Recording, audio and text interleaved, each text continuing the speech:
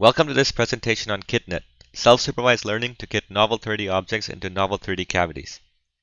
During the manufacturing process, products are often stored in bins, so it is necessary to lift and reorient them for insertion into a kit. Similarly, many consumer products must be packaged into plastic clamshells that hold the product in a unique 3D pose for display and to reduce part movement during transport.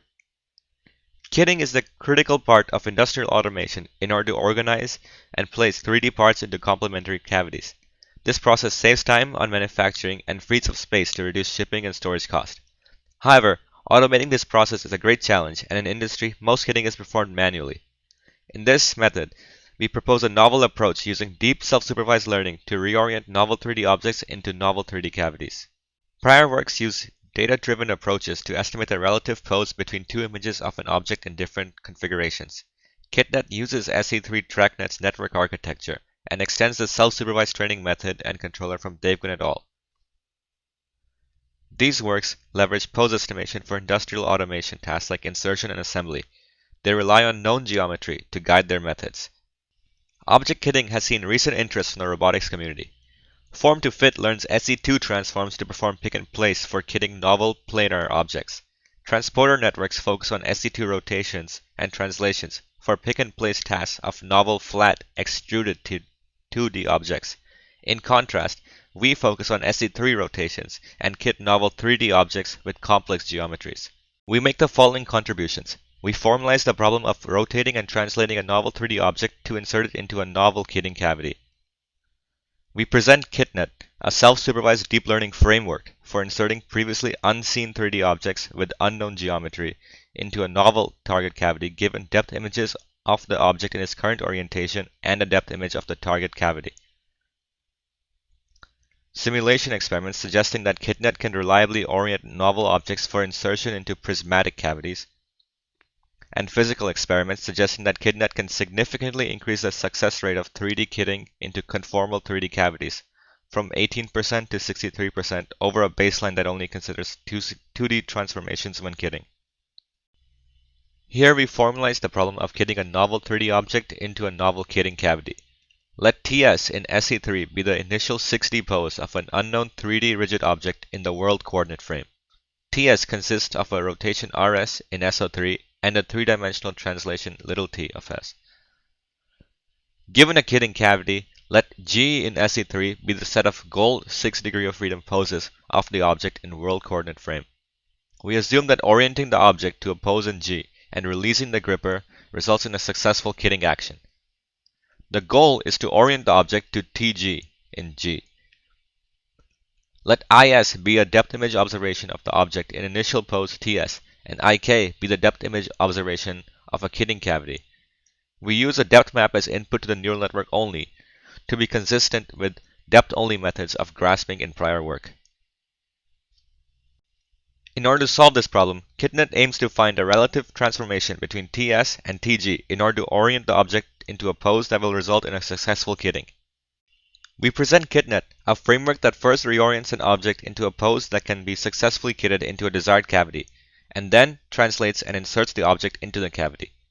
We do this by learning to estimate STG in SE3, a relative transformation consisting of rotation SRG and a translation STG. The overall approach is to use a neural network F theta to compute an estimate of SRG given only image observations IS and IK, and then iteratively reorient the object according to SRG. Then we translate the object by STG and estimate of the translation between the start and goal object translations, such that the object can be successfully dropped or inserted into a kitting cavity by releasing the gripper. Prior work in orienting objects uses a self-supervised deep learning method to align two 3D objects. This method takes two depth images of an object in two different configurations in the world coordinate frame. It trains a deep neural network F theta to estimate the quaternion rotation SRG in the object coordinate frame between the two orientations. In simulation experiments, we use the object center of mass as the center of the object, while for physical experiments, we use the robot arm's end effector as the center of the object coordinate frame. KitNet improves on the orienting objects method by incorporating the same neural network as SE3 TrackNet.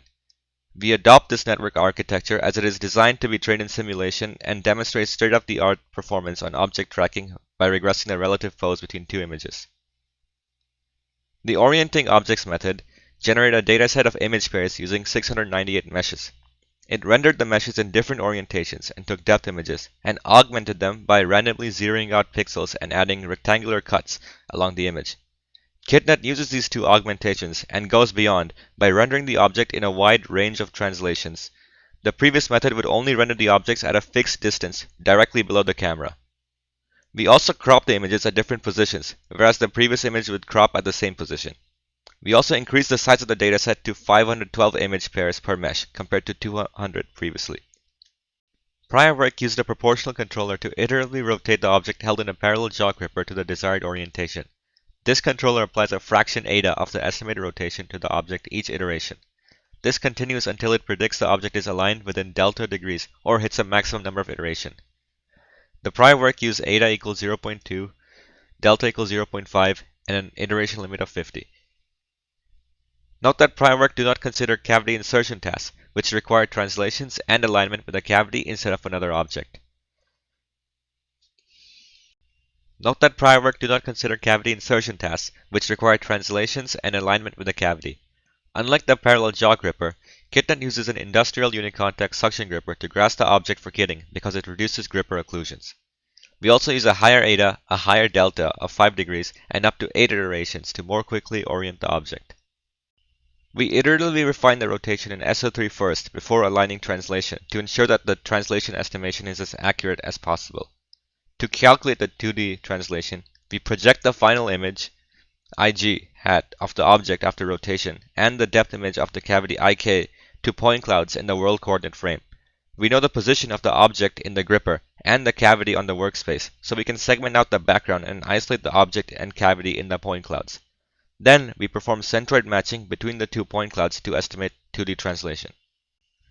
To evaluate the importance of estimating 3D rotations for successful kitting, we compare KitNet to a baseline inspired by Form to Fit, which only considers 2D rotations when orienting objects for kitting.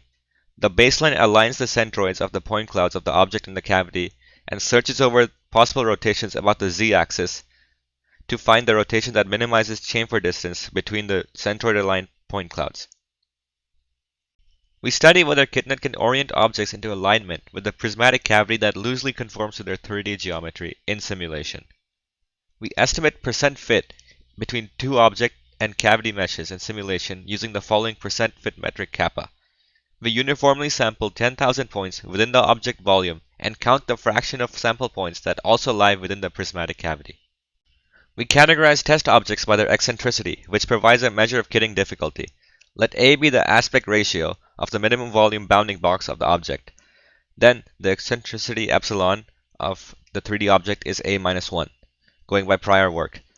Under this definition, a sphere has eccentricity of 0, and this bottle shown has an eccentricity of 2.66. As a sphere is rotationally symmetric, it does not require any reorientation for kitting. By contrast, this bottle will require reorientation to ensure that it fits inside a prismatic cavity. Thus, we use objects like these with high eccentricity to evaluate both KitNet and the baselines. In simulation experiments, given IS, an image of the object in some configuration, and IG, an image of the target prismatic box to which an object must be aligned, the objective is to find a 3D rotation that would allow the object to fit within the box. In these experiments, the rotations are 30 degrees away. The image in the figure shows an object that must be rotated by 30 degrees to perfectly fit it inside the prism. We evaluate KitNet's ability to align objects with prismatic cavities under the percent fit metric on 174 novel 3D objects not seen during training. We bin results by object eccentricity on the x-axis and observe that the mean percent fit decreases for objects of higher eccentricity. KitNet outperforms both the 2D and random baselines by a greater amount as object eccentricity increases.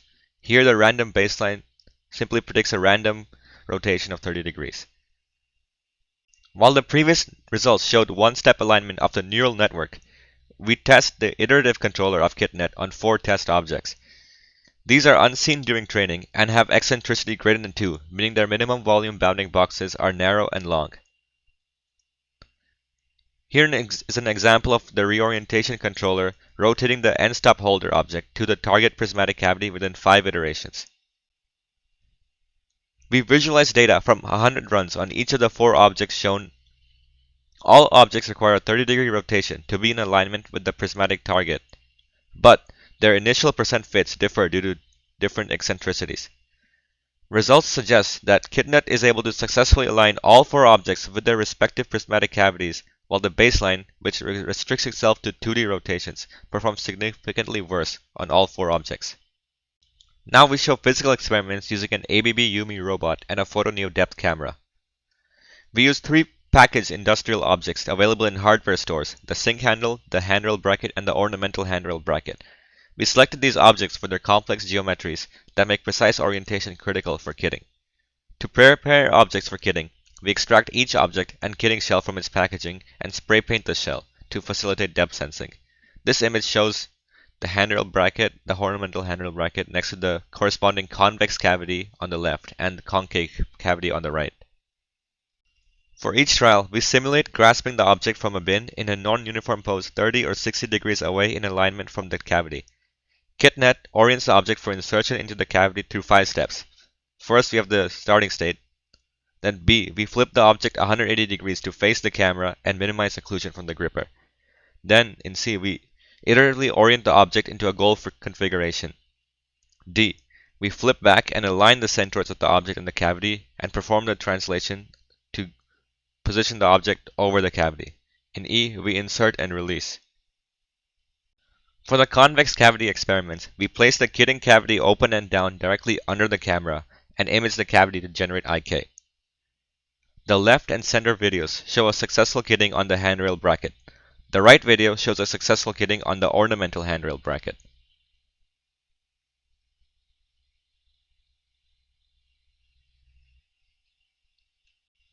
We report the number of successful kitting trials for KitNet and the 2D baseline over 10 trials of the 3 objects. Results suggest that KitNet significantly outperforms the 2D baseline for initial rotations of 60 degrees and outperforms the baseline for 2 of 3 objects for initial rotations of 30 degrees away from the cavity. The concave cavity task provides a detailed depth image, but requires the cavity to first be presented at a flipped 180-degree rotation for imaging, and then flipped back for the kitting task, which may not be feasible in an industrial environment. Here, we perform the same experiment, but instead generate IK directly from an image of the cavity without flipping. Precisely, we segment out the cavity from an overhead depth image. Because we know the location of the cavity when setting up the kitting task, we can segment out the background and isolate the cavity. After taking the original image, we segment out all parts that do not belong to the cavity and get this depth image. Then, we project from depth to point cloud, rotate the point cloud 180 degrees about the x-axis centered at the point cloud centroid, and deproject to depth image to get IK. The left experiment shows a successful kitting of the sink handle. The right experiment shows a failure on the handrail bracket.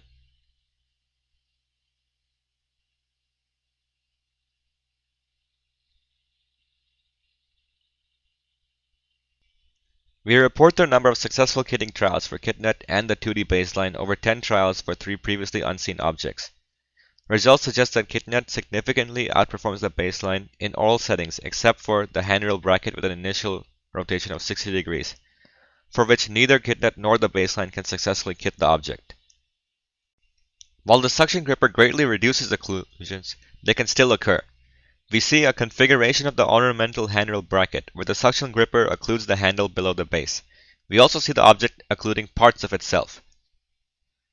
In this failure mode, although KitNet was able to orient the sink handle correctly for insertion, the centroid matching had a small error in estimating translation, and the cavity does not have enough slack to be properly inserted.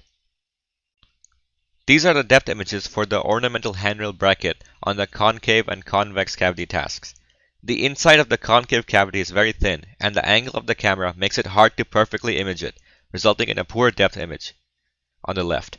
This contributes to the failures for both the baseline and for KitNet when the initial rotation is 60 degrees away from the desired rotation for kitting. In future work, we can apply KitNet to kit objects that are initially grasped from a heap. We can also use the predicted error from KitNet to detect the need to regrasp the object in a new stable pose before attempting the kitting task. Thank you for watching our video. Thank you for watching this presentation on KitNet.